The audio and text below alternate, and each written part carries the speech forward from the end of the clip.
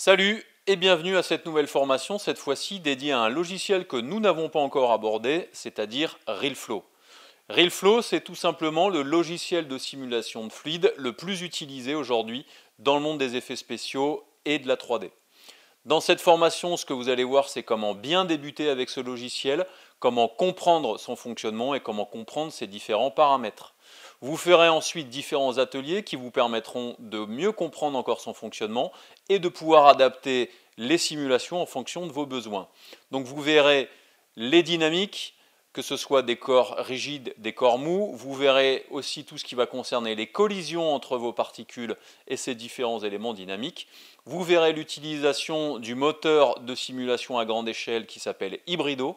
Et vous verrez surtout l'interopérabilité que vous pouvez avoir avec les différents logiciels de 3D du marché. Et nous prendrons l'exemple de 3ds Max, Maya et Cinema 4D. Donc j'espère que cette formation va vous plaire et je vous dis donc à tout de suite. Alors, maintenant que l'on a vu donc nos émetteurs de base, on va passer à quelque chose d'un petit peu plus sérieux, puisque pour l'instant, ce que nous avons fait juste, c'est générer des particules et regarder les différents paramètres auxquels nous avions accès dans les émetteurs. Donc, les simulations dans RealFlow, c'est intéressant d'utiliser des systèmes de particules, mais c'est intéressant de contrôler plus ou moins les comportements de ces particules-là. Et ce qui va vous permettre de contrôler de manière un petit peu plus efficace les comportements de vos particules, ce sont ce que l'on appelle les daemons. En gros, ce sont les effecteurs qui vont vous permettre de créer des déformations, des attractions, des gravités, etc. etc. Donc ce que l'on va faire un émetteur très basique. On va dans la liste des émetteurs, on fait un émetteur square, comme ceci. Je vais le mettre légèrement en hauteur et donc là on se retrouve dans le même genre de cas de figure dans lequel on était jusqu'à présent. Si je fais une simulation, j'ai bien ici des particules qui sont simulées. Je fais un petit reset, CTRL A, comme ceci, et maintenant j'ai envie en gros de faire une rotation un petit peu de mon système de particules pour que vous vous rendiez compte de quelque chose, c'est que tant que vous ne venez pas rajouter des effecteurs dans votre scène, si vous faites une simulation, ce qui se passe, c'est que vos particules se retrouvent comme si elles étaient dans l'espace, c'est-à-dire qu'en gros, eh bien, en fonction de la direction que vous allez leur donner, eh bien, elles vont continuer d'aller dans la direction que vous leur avez donnée. Bien entendu, si par exemple, vous leur demandez d'avoir des variations de génération dans le sens V et H, ici, quand je vais dans Square, ici par exemple, eh bien, si vous lui donnez par exemple aussi des variations aussi sur l'intensité, la pression extérieure-intérieure, donc différentes choses, eh bien le comportement de vos particules sera effectivement différent à l'émission, comme ceci, mais attention, il ne sera pas différent dans le comportement général, c'est-à-dire qu'il va quand même continuer d'aller tout droit. Donc, ce qui peut être intéressant d'utiliser quand vous faites des simulations, ce sont des effecteurs qui vont vous permettre de contrôler justement les mouvements de vos fluides. Donc, c'est dans la catégorie Daemons, ici, que vous avez ici, dans lequel nous allons avoir différentes fonctions qui vont vous permettre de contrôler vos particules. Et en règle générale, le premier qu'on utilise très rapidement, c'est le Daemons qui s'appelle Gravity, qui est tout simplement l'effecteur de gravité qui va vous permettre de contrôler et d'affecter à votre système de particules un effet de gravité, donc une chute de vos particules. Donc là, si vous cliquez sur gravité, comme ceci, normalement vos particules maintenant ont la gravité qui est effective sur elles. Par contre, bien entendu, nous pour l'instant, eh bien, on a juste la simulation de ce que l'on avait avant, et donc ça ne changera pas si on ne refait pas une simulation. Donc on efface la simulation avec CTRL A ou le reset qui est ici, comme ceci. Et maintenant je refais Simulate. Et là regardez ce qui se passe. J'ai bien mes particules qui vont maintenant tomber grâce à cet effecteur de gravité. Alors le problème que vous risquez d'avoir en faisant ça dans RealFlow, c'est que regardez, tant que vous calculez ici votre simulation, eh bien les particules, elles continuent à se balader, à tomber pendant des kilomètres. Donc si vous voulez juste faire une simulation dans une zone très précise ici sans que ça passe et que ça parte pendant des kilomètres, eh bien il va falloir utiliser un autre effecteur. C'est important ce que je vous dis puisque Si vous continuez de générer des particules malgré qu'elles ne soient pas visibles dans votre scène finale, eh bien c'est quand même un calcul que RealFlow fait, et donc c'est un calcul qui est long pour lui. Donc un des effecteurs que l'on va utiliser très rapidement quand on va utiliser des émetteurs de base aussi, c'est un effecteur qui va nous permettre de tuer les particules à partir d'une certaine distance, ou à partir par exemple d'une certaine durée de vie. Ces effecteurs sont les premiers effecteurs que vous avez dans la liste ici, et vous avez celui-ci, le K-volume, qui est tout simplement le kill volume. Le K est ici pour en gros l'abréviation de kill, donc de tuer. Vous avez ici possibilité de tuer aussi les particules en fonction de leur âge, donc de leur durée de vie. De les tuer ici aussi en fonction de leur vitesse, et de les tuer ensuite en fonction de paramètres de collision ou de créer une sphère, etc.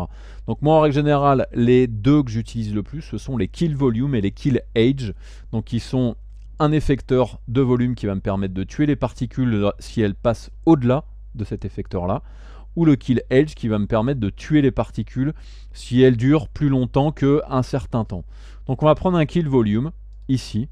Et donc quand vous créez un kill volume ici, eh bien vos particules, elles sont normalement mortes pour tout ce qui se trouve en dehors de cette zone-là. Donc là, si je fais un reset, je fais yes et je refais un simulate, eh bien je n'ai pas de particules. Pourquoi? Parce que mon émetteur n'est pas contenu dans mon kill volume. Donc ce qu'il va falloir faire, c'est le redimensionner. Donc je fais un petit reset, je fais yes. Et si je veux le redimensionner, c'est tout simple.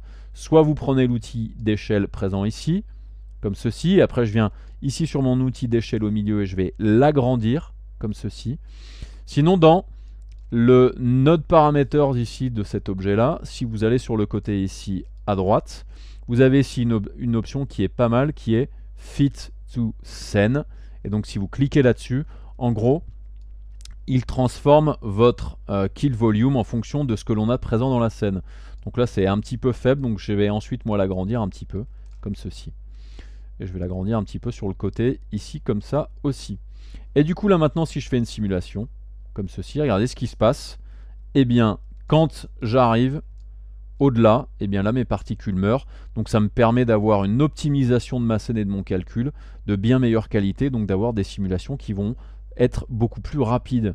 Le petit avantage aussi, c'est que du coup, comme je gagne en mémoire sur le calcul, eh bien du coup, je vais pouvoir peut-être mettre une meilleure résolution à mon système de particules, de manière à ce que la qualité de ma simulation soit un petit peu meilleure.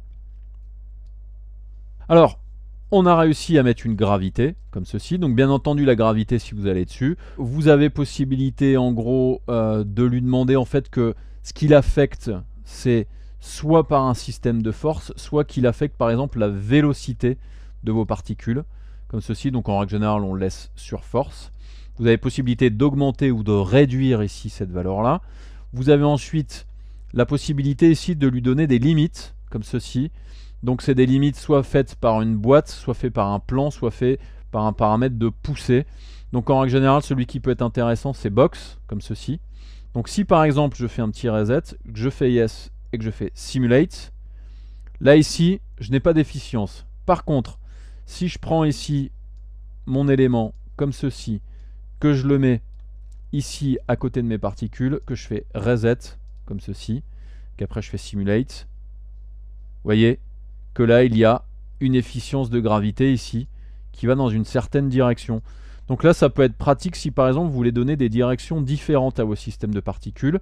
Là typiquement si par exemple je prends ma gravité, je fais un petit CTRL D comme ceci qui me permet de dupliquer ma gravité. Et là vous voyez j'ai une gravité 2 là ici qui se balade. Je vais la déplacer, je vais la positionner ici par exemple. Je vais regarder si par exemple en mettant une rotation ici dans mon système de particules, dans ce sens-là et en donnant cette direction-là, si ça me change ma simulation.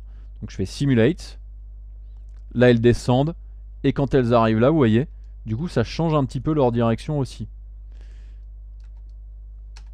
Je vais faire échappe, je vais tourner à nouveau cette valeur-là, comme ceci, mettre dans ce sens-là, reset, comme ceci, je fais simulate, hop, là comme ceci. Là du coup vous voyez ça me change ma direction et forcément donc du coup ça change ma simulation. Donc vous pouvez tout à fait donner des chemins à vos particules en donnant ce genre de paramètres là.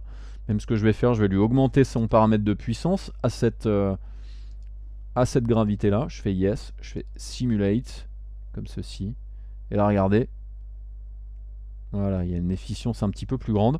Ce que l'on peut faire aussi, je vais faire échappe, je peux agrandir forcément cette boîte-là, comme ceci. Je vais la déplacer aussi avec W. Ça va du coup avoir un comportement un petit peu différent. Je vais juste déplacer ici, voilà, ma zone. Je fais un petit reset, je fais yes, je fais simulate. Et donc vous voyez que vous pouvez donner des comportements à vos particules qui vont être assez intéressants.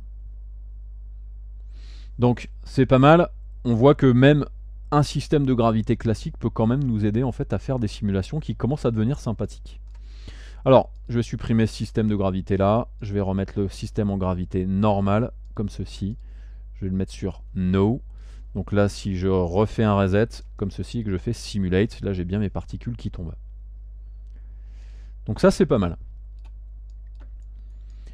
Ensuite, ce qui peut être intéressant, c'est de mettre un contact avec un objet quelconque. Et donc dans RealFlow, c'est pratique d'utiliser des objets. Et RealFlow est tout à fait capable de vous générer des objets de base. Donc pour créer des objets, c'est dans la catégorie d'icônes ici, où vous avez ce petit cube jaune. Donc quand vous allez cliquer dessus, vous allez avoir une liste de différents objets que vous pouvez créer de manière à les faire rentrer dans vos simulations.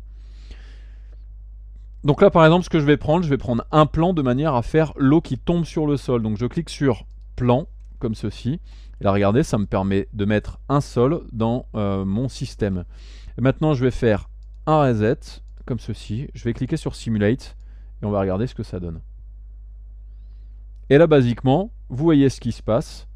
J'ai mes particules rentrent en contact avec mon plan et donc du coup là il y a bien une simulation qui est faite en collision de manière automatique. Donc, c'est plutôt pas mal à utiliser dans vos simulations, ces collisions, en sachant que ces collisions sont basiquement... ces collisions sont actives automatiquement. Alors, vous pouvez tout à fait faire en sorte que ces collisions ne soient pas actives. Et pour ceci, c'est une option que vous pouvez mettre dans les différents objets que vous allez sélectionner ici dans les nodes. Donc, si par exemple, on n'a pas envie que le plan soit un plan qui nous serve dans une simulation de collision, vous pouvez aller dans Node ici. Et dans Node, je vous avais montré très rapidement qu'ici, il y avait un onglet simulation. Par défaut, elle est sur active. Et si vous venez ici sur inactive, par exemple, donc si je fais un reset, je fais yes, et là je fais simulate, et bien là on voit que mes particules passent à travers. Donc même des objets présents dans votre scène peuvent quand même être inactifs au niveau de votre simulation. Alors, je vais le remettre actif, je refais un reset, je fais yes, et je fais simulate. Donc là, on a une simulation relativement basique. Donc c'est ce que souvent vous allez faire avec vos objets, c'est-à-dire que dans la plupart de vos simulations, ce sera souvent du liquide, une gravité, et aussi donc un objet qui rentrera en contact avec. Et le gros avantage donc de ce que je vous ai donné, qui va vous permettre de faire des simulations plus rapidement, c'est l'utilisation donc ce kill volume qui va vous permettre donc de tuer vos particules de manière à ce qu'elles ne se simulent pas pendant trop longtemps. Donc on a fini pour cette introduction aux Daemons, on passe tout de suite à la suite.